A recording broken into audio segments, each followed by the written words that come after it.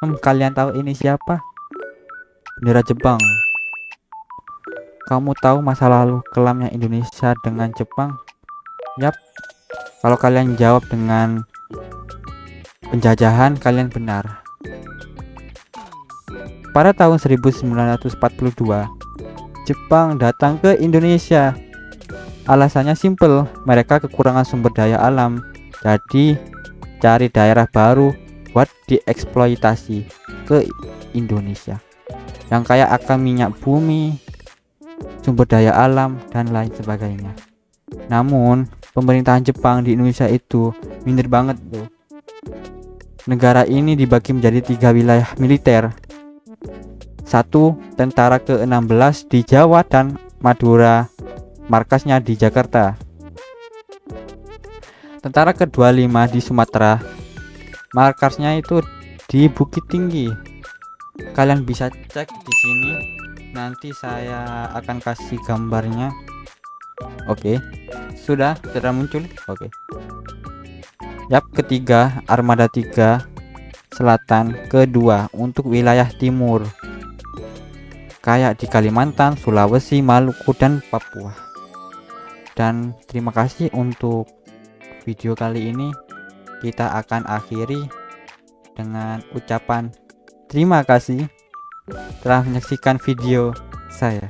Sosial dan budaya penduduk Jepang 1942 sampai 1945. Propaganda atau saudara tua digunakan untuk meyakini rakyat bahwa Jepang datang sebagai pembebas dari penjajahan barat. Budaya Jepang diperkenalkan seperti penggunaan bahasa, seni, dan upacara tradisional. Sistem pendidikan diubah menggantikan kurikulum Belanda dengan ajaran yang mendukung kepentingan Jepang. Budaya barat dilarang termasuk film, musik, dan buku-buku yang berbau barat. Di masa pendudukan Jepang 1942 sampai 1945, eksploitasi sumber daya alam seperti minyak bumi, karet, dan hasil pertanian untuk mendukung perang. Pengerahan sistem kerja paksa atau romusa, di mana rakyat dipaksa bekerja tanpa upah di proyek-proyek Jepang. Sistem ekonomi terpusat, di mana produksi dan distribusi dikendalikan oleh Jepang untuk kepentingan militer. Lahan pertanian dialihfungsikan untuk menanam bahan kebutuhan perang, menyebabkan krisis pangan dan kelaparan di Indonesia. Militer di masa pendudukan Jepang pada tahun 1942 sampai 1945. Pembentukan organisasi militer yaitu PETA, Pembela Tanah Air, dibentuk untuk melatih pemuda Indonesia agar siap membela wilayah dari serangan sekutu Heian. Pasukan membantu tentara Jepang yang terdiri dari rakyat Indonesia dan bertugas membantu operasi militer Jepang. Pelibatan masyarakat Indonesia dalam perang baik sebagai tentara, pekerja maupun pendukung logistik. Pelatih militer untuk pemuda Indonesia yang kemudian menjadi cikal bakal terbentuknya Angkatan Bersenjata Indonesia setelah kemerdekaan.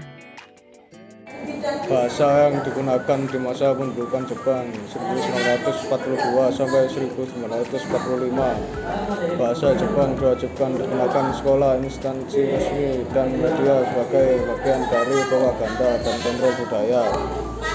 Bahasa Indonesia tetap digunakan dalam komunikasi sehari-hari yang secara tidak langsung memperkuat identitas nasional.